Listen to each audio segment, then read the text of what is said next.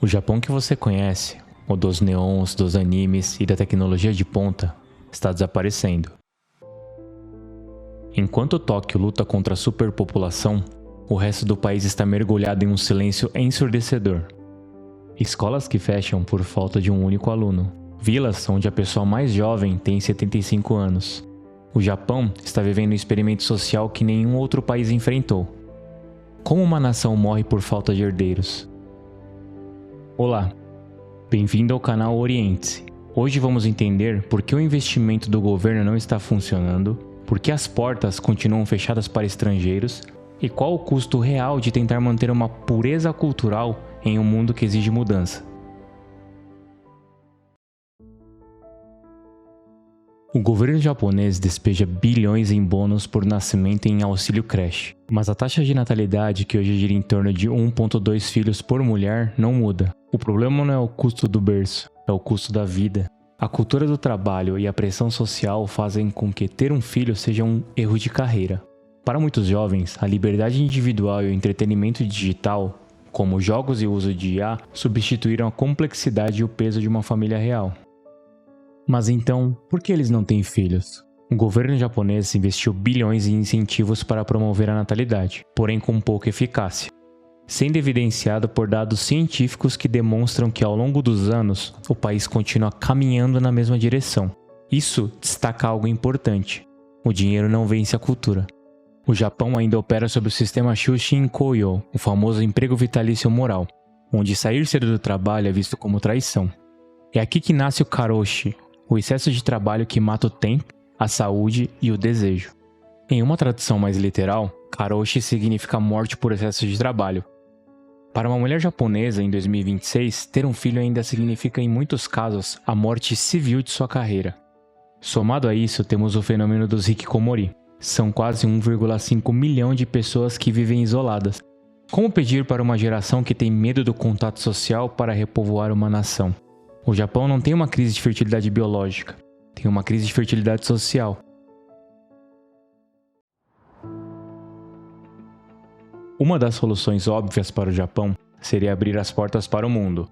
No entanto, para um país conservador e resistente, existe um medo latente de que a própria essência japonesa se perca sob o peso de costumes de outras culturas. O aumento nas taxas de criminalidade e o desrespeito às normas de convivência implícitas, ou seja, que não precisam ser ditas, aumentam o desejo do isolacionismo. Para a parcela mais tradicional do país, o imigrante não traz apenas força de trabalho, ele traz o caos que a sociedade japonesa passou séculos tentando eliminar. A resistência não é apenas econômica, é algo mais profundo.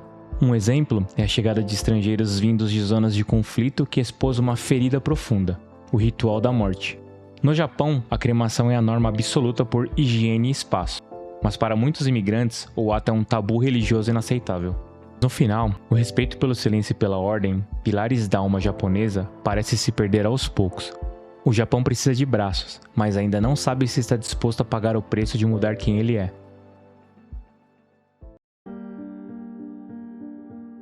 O Japão fez uma escolha consciente. Preferem robôs a estrangeiros. Enquanto o Ocidente usa a imigração para oxigenar a economia, o Japão investiu tudo na automação. Em 2026, vemos robôs servindo café, limpando ruas e até oferecendo companhia emocional. Mas os dados da Nomura Research mostram o gargalo. A tecnologia aumenta a produtividade, mas não gera consumo. Robôs não compram casas, não pagam imposto de renda e não mantêm escolas abertas.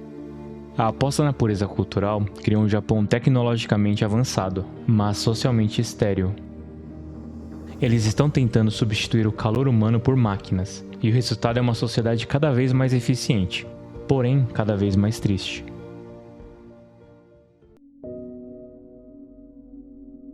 Um outro fator agravante também é o movimento da população mais jovem, que, em sua maioria, estão se mudando para grandes cidades, como por exemplo Tóquio e Nagoya. Milhares de casas são dadas de graça porque ninguém quer morar onde não há futuro. Escolas enormes são fechadas por não possuírem um único aluno sequer. E a consequência disso é a morte do interior, dos festivais, dos dialetos e das tradições. O Japão vira um museu em Tóquio e um deserto no restante do país. O Japão de 2026 nos coloca diante de uma pergunta que foge à lógica econômica.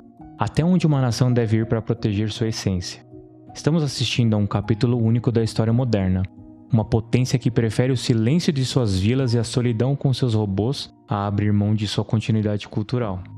O relógio demográfico não para, e o Japão parece ter escolhido seu destino. Se você estivesse no lugar deles, o que escolheria? O conforto da tradição ou o risco de uma mudança cultural?